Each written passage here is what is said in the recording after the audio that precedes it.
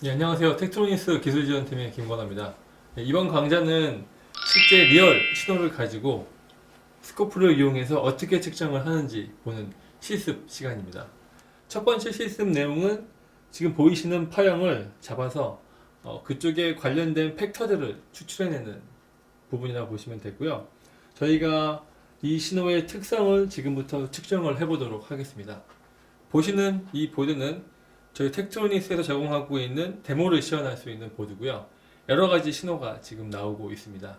그 신호 중 저희 데모와 맞게끔 특정한 어떤 주파수와 앰플리튜드를 갖고 있는 신호를 찍어서 지금부터 시작하도록 할게요.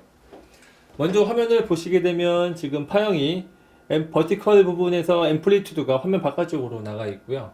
화면이 정지하지 않고 굉장히 많이 움직이고 있습니다. 그리고 시간축도 굉장히 좀 혼란스러운 것 같으세요. 자, 이런 경우에 가장 먼저 해야 될 부분은 뭐냐면 제가 스코프의 기본적인 블럭에 보시게 되면 버티컬과 호리젠탈이 있다고 했죠. 버티컬 부분을 조정하셔서 파형의 앰플리튜드가 화면 안쪽으로 들어오게끔 조정을 먼저 하셔야 돼요. 스케일 조정을 통해서 화면 안에 파형이 들어온 것을 확인할 수 있습니다. 이 상태에서 파형이 계속 움직이고 있죠. 이 파형을 세우기 위해서는 트리거 유닛 쪽에 있는 조건을 입력을 해야 됩니다. 지금 보시게 되면 조건의 레벨 납이 아래쪽에서 움직이고 있는 걸 확인할 수 있으세요. 파형의 어느 시점으로부터 파형을 세우기 위해서는 레벨을 조정하시어 파형이 어느 레벨까지 지정을 해주시게 되면, 자, 지금 조건을 파형 안쪽으로 입력을 시켰죠. 그러니까 파형이 바로 쓰는 것을 볼 수 있으십니다. 제일 먼저 하실 일은 버티컬을 맞추시고 그 다음에 트리거를 조정하셔서 파형을 세우는 일이 제일 먼저입니다. 자, 그 다음에 파형 개수가 너무 적어요. 저는 파형 개수를 많이 보고 싶습니다. 그러면 호리젠탈 쪽을 조정하셔서 이렇게 파형 개수를 많게 측정하시면 됩니다. 지금 첫 번째 실습 부분에서는 하나의 파형을 가지고 주파수와 앰플리튜드를 측정하는 방법에 대해서 알아보겠습니다. 제일 먼저 수동 방법인 커서에 대해서 알아볼게요. 커서 버튼을 활성화시키시게 되면 화면에 커서가 디스플레이 되는 걸 볼 수가 있으십니다. 이 상태에서 커서를 A와 B라고 하는 납을 이용해서 화면 안쪽으로 집어넣어 볼게요. 커서의 종류를 바꿔서 앰플리튜드를 먼저 재겠습니다. 자, 너무 빨리 움직이니 파인 버튼을 움직여서 천천히 움직일게요.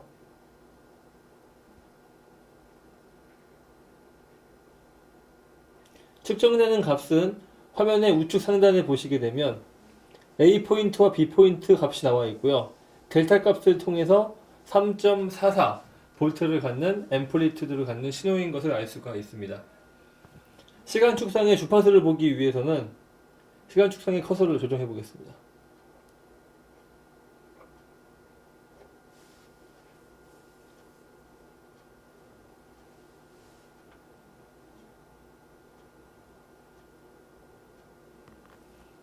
이 파형은 주기가 240 나노세크가 되는 파형임을 알 수 있습니다. 이런 부분을 통해서 사용자가 수동으로 신호의 특성을 잴 수가 있으신데요. 이렇게 매번 신호가 바뀔 때마다 사용자가 커서를 이용해서 측정하는 데는 한계가 있기 때문에 저희는 메저먼트 기능을 이용해서 이 값들을 정량화된 수치로 볼 수가 있으십니다. 커서를 끄고 메저먼트를 추가하시고요. 애드 메저먼트에 가셔서 먼저 이 신호에 주파수를 추가하겠습니다. 이 신호의 앰플리튜드를 보기 위해서 픽투픽 밸류를 보도록 하겠습니다. 화면 하단에 지금 측정되고 있는 신호의 주파수가 지금 측정되고 있고요. 픽투픽 값이 3.56V, 즉 아까 커서로 측정한 값과 거의 유사함을 알 수 있으십니다. 근데 보시게 되면 아까 커서로 된 부분은 시간으로 나와 있다 보니까 프리퀀시를 잴 수가 없으셨죠. 이런 경우에 커서에 대한 어떤 세팅을 바꾸기 위해서는 메저먼트에 가시게 되면 메저먼트 메뉴의 우측 하단에 보시게 되면 커서의 컴피규어가 있으십니다. 여기서 유닛 자체를 변경하셔 헤르츠로 바꾸시게 되면 이렇게 커서 자체의 주기가 주파수로 바뀌는 걸 볼 수 있으시고요. 바로 커서 사이의 간격이 5MHz 정도가 되는 메저먼트와 같은 값과 일치하는 것을 볼 수가 있으십니다. 이렇게 첫 번째 실습 시간에는 기본적인 기능을 배웠는데요. 첫 번째로 파형을 세우는 방법, 그리고 두 번째로 파형의 특성을 측정하는 방법을 커서와 메저먼트 기능을 이용해서 배워봤습니다. 예, 두 번째 실습입니다. 보시게 되면 보드에서 어떤 클럭이 나오고 있으시죠? 예, 지금 사인파와 같이 거의 많이 일그러진 클럭인데 이 클럭 내부에 존재하는 주파수 성분을 지금부터 알아보겠습니다. 일반적으로 주파수 도메인을 보는 장비는 스펙트럼이 있지만 이 오실로스코프에 매스 기능을 사용하시게 되면 그 매스에 있는 FFT 기능을 통해서 스펙트럼 같이 주파수 도메인상에서 신호를 분석할 수가 있으십니다. 제일 먼저 파형의 개수를 충분한 양만큼 확보를 해줍니다. 지금 파형의 주파수 부분을 확인을 하시고요. 파형의 개수를 충분히 확보하는 이유는 이제 퓨리에 트랜스폼 원리에 의해서 원래 무한대의 파형이 필요하지만 저희가 FFT라는 얘기는 패스트 퓨리에 트랜스폼으로서 어느 정도의 정해진 양의 파형 이상만 가지고 있으면 주파수 분석이 가능하십니다. 일단 파형의 양을 확보한 다음에 저희가 사용하고자 하는 채널은 매스 채널입니다. 보시는 바와 같이 버티컬 유닛 쪽에 채널 1번, 채널 2번 이외에 매스, 레퍼런스, 버스라고 하는 버튼들이 있으시는데요. 매스는 말 그대로 채널 두 개를 연산한다 라는 뜻이고요.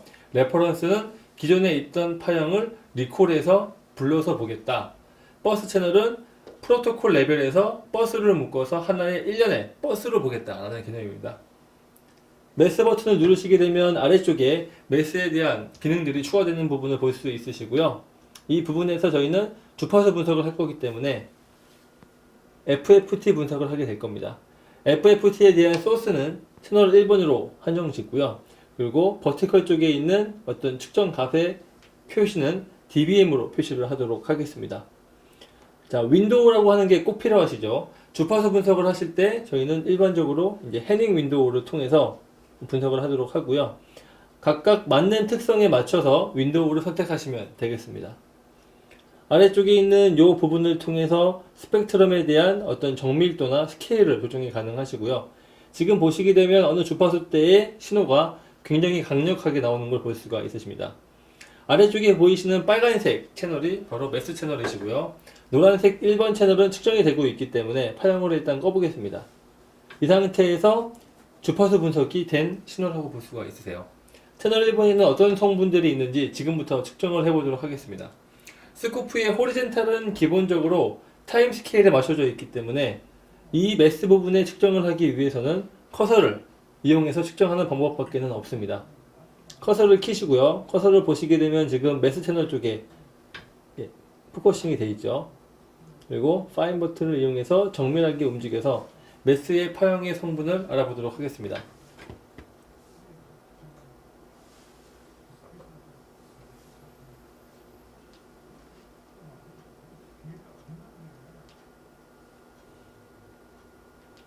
지금 보시는 바와 같이 매스 채널을 통해서 100메가 정도 되는 신호가 굉장히 많은 성분을 띠고 있음을 알 수가 있으십니다.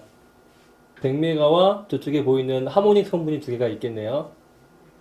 두 개의 성분은 두 번째 하모닉 성분이 한 200메가 정도가 되고요. 세 번째 성분은 한 300메가가 좀 안 되는 신호인 걸 볼 수가 있으십니다. 자, 이런 식으로 하나의 사인파 같이 모이는 클럭 속에는 여러 개의 주파수 성분이 모여있는 것을 볼 수가 있으십니다. 여러분들은 매스 채널을 이용해서 채널 간 연산, 더하기, 빼기, 곱하기를 할 수가 있으시고요. 이런 식으로 파형에 있는 FFT 분석을 함으로 인해서 채널 1번에 들어있는 주파수 성분을 스코프를 이용해서 볼 수가 있으십니다. 세 번째 실습은 이상 있는 신호를 저희 트리거를 이용해서 잡아내는 실습인데요. 보시게 되면 지금 파형이 여러 개가 잡히고 있으세요. 저희 디지털 포스포 스코프 같은 경우에는 굉장히 빠른 업데이트 레이트를 자랑을 하고 있습니다. 보시게 되면 잔상 비슷하게 많은 파형이 남고 있죠. 이 잔상 파형을 좀 더 자세히 보기 위해서 저희가 파형의 강도를 높여보도록 하겠습니다.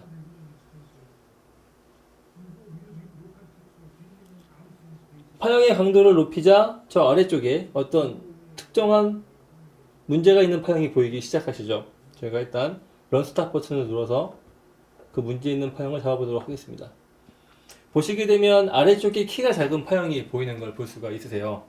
저 파형을 지금부터 저희가 트리거 옵션을 이용해서 잡아보도록 하겠습니다. 일단 첫 번째 할 일은 이상 있는 파형의 특성을 먼저 잡아내야 됩니다.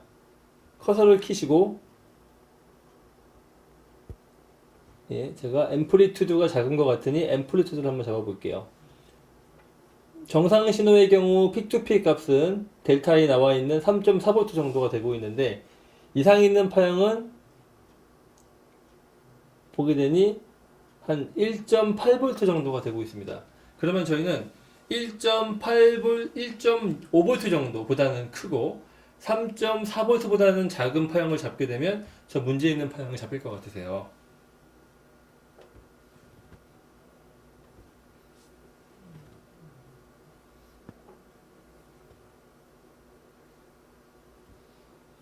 먼저 문제 있는 파형을 잡기 위해 트리거 메뉴를 활성화시키고요.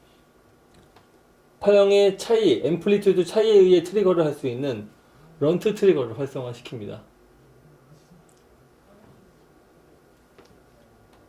소스는 당연히 채널 1번이시고요. 그리고 런트 트리거의 특성을 보시게 되면 이제 펄스가 상방을 향할 때 또는 펄스가 하이 임피던스에서 로우가 될 때 동작하는 네거티브 엣지일 때 여러가지 경우를 선택할 수가 있으신데, 지금은 하방에서 상방으로 올라가는 파지티브 엣지인 걸 알 수가 있으십니다.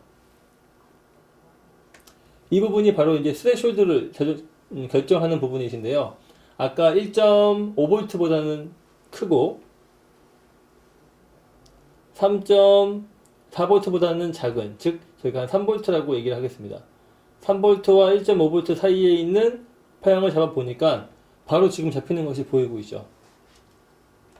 보시게 되면 여러 개의 문제 있는 파형 부분 중에서 이렇게 그 특정 부분만 파형을 잡아낼 수 있는 기능이 오실로스코프의 트리거 메뉴 중에서 저희 쪽에 있는 하이 퍼포먼스 트리거를 통해서 이렇게 측정이 가능하십니다.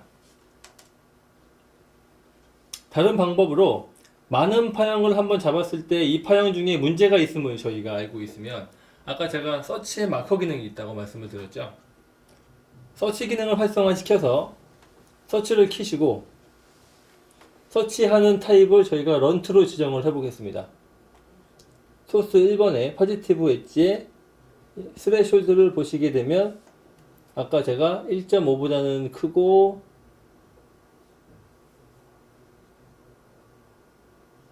그 다음에 3V보다는 작다고 말씀을 드렸죠.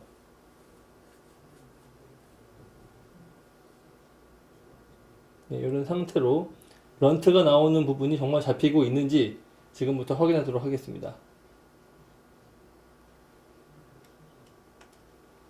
지금 보시게 되면 T 위쪽에 어떤 부분이 활성화되고 있죠. 화살표가 하나 보이실 겁니다. 이 부분에 저희가 마커를 통해서 정말 캐치를 했는지 확인을 해보겠습니다. 줌인을 해보니 측정이 되고 있는 지금 부분에서 바로 위쪽 부분에 하얀색 마커 표시가 올라와 있는 걸 알 수 있고요. 이런 서치의 마커를 통해서 이미 획득한 파형 자체도 문제 있는 부분의 파형을 조건을 집어넣어서 캐치를 할 수가 있습니다. 지금 보시는 바와 같이 트리거 기능을 잘 쓰시게 되면 문제 있는 부분을 빨리 찾을 수가 있으시고요. 이 찾은 부분을 통해서 디버깅이 가능하십니다.